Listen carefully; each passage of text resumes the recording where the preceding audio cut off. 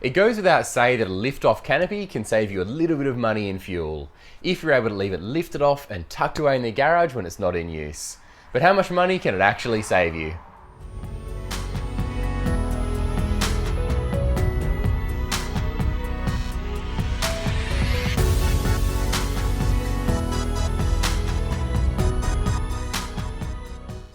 What's up guys? Fuel savings was one of the main reasons I opted for a lift-off style canopy for the back of the Ranger. I figured that not having all that extra weight and wind resistance when I'm driving to and from work or to the shops and back during the week was bound to save me a fair bit of money over the course of a few years.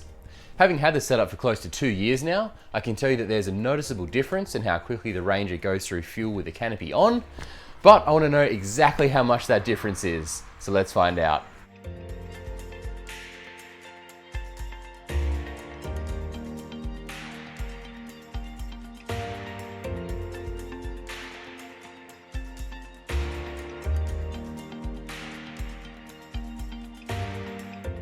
Okay, so how am I going to work this out?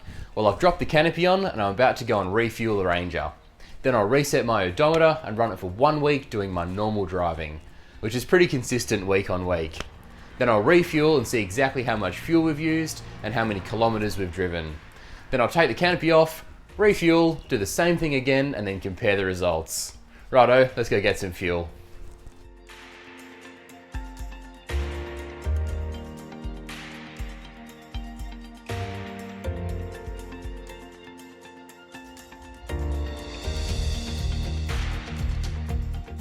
So a bit of info about the Ranger before we start.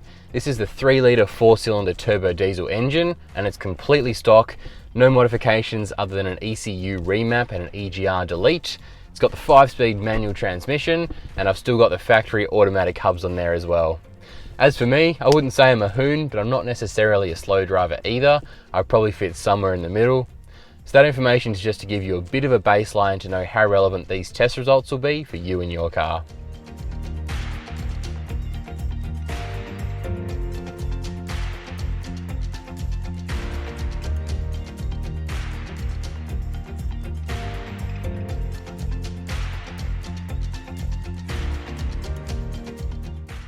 Alrighty, we're all fueled up. I'll just reset my odometer now.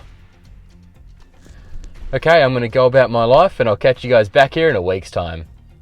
What's up guys, we're back for part 2. Exactly 1 week has passed since we dropped the canopy on and fueled up the Ranger, and it couldn't have worked out much better really, because as I was getting home last night from work, the fuel light came on pretty much right as I was pulling into the driveway. So we've got a full fuel tank test, which is awesome. During that week we did 441.6 kilometers. So now it's just a matter of getting down to the fuel station, fueling up and seeing how many liters we used to achieve those 441.6 kilometers. Let's go get some fuel again.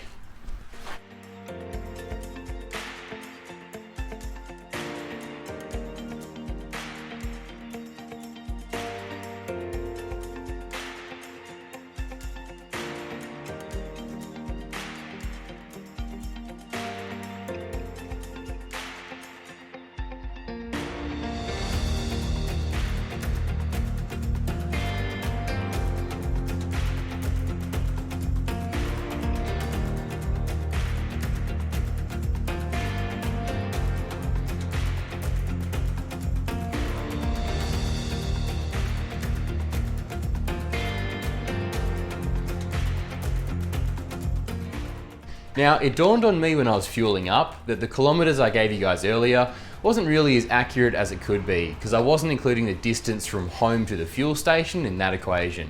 So to try and be as scientific as possible, I rechecked my Odo when I was fueling up, and the actual distance we drove was 446.1 kilometers on 1 tank of fuel and 1 full week of driving with the canopy on.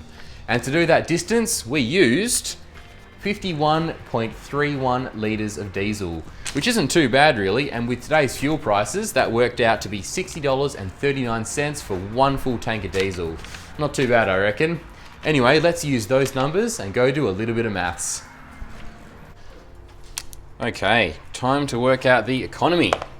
So, canopy on, we used 51.31 4.31 litres of diesel. And for that amount of diesel, we drove 446.1 kilometres. So to work out the economy, basically we're just going to divide the litres by the kilometres, which gives us an answer of 0.115.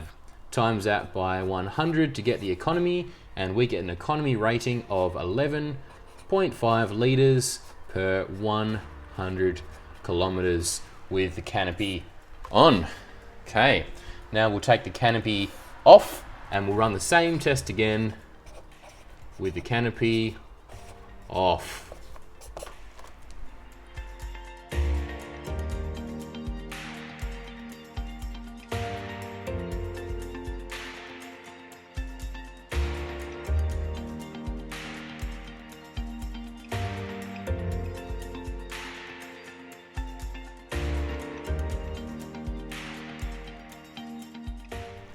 Okay, we are all set. Canopy's off, fuel tank's full. I've reset my odometer as well. I actually reset it when I fueled up. So technically the first 5 kilometers of this test will have the canopy on, but I couldn't exactly lift the canopy off at the servo, so this is as accurate as we're gonna get. Anyway, I'll run it for another week, hopefully do a similar amount of kilometers to that 446 we just did. Come back, run the same numbers and see what the difference is. I'll catch you guys back here in a week's time. Good morning guys, it's a lovely sunny Friday morning here in Perth. The range is just about to clock over 440 kilometers, and I thought seeing as we're so close, we may as well try and match the kilometers as close we can to what we achieved last week with the canopy on. So I'm gonna fuel up on my way to work this morning. I'll keep that receipt and then we can meet back here on the weekend and compare the figures. Time to go get fuel for the 3rd time.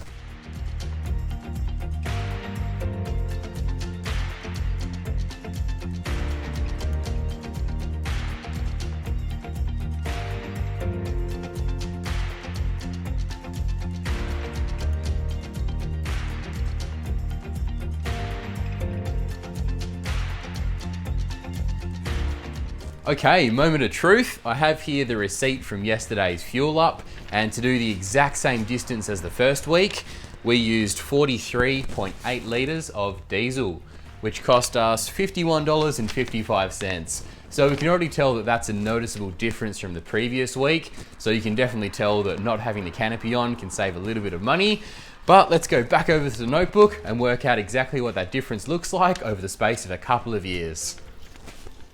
Alrighty, so with the canopy off, we used 43.8 litres of diesel and we drove 446.4 kilometres. Divide the litres by the kilometres again to get an economy rating of 0.098 times 100. Means with the canopy off, our economy was 9.8 litres per 100 kilometres. So we can see that makes a noticeable difference having the canopy off. But let's take that one step further and let's assume that that amount of kilometres is my standard per week, and I do that for 52 weeks of the year. So that means I'll be driving about 23,000 kilometres a year just to and from work or to the shops during the week. So that's not including my camping trips, and of course the canopy would be on. So 23,000 kilometers with the canopy on would use 2,645 litres of diesel, with current fuel prices at $1.17. That would equal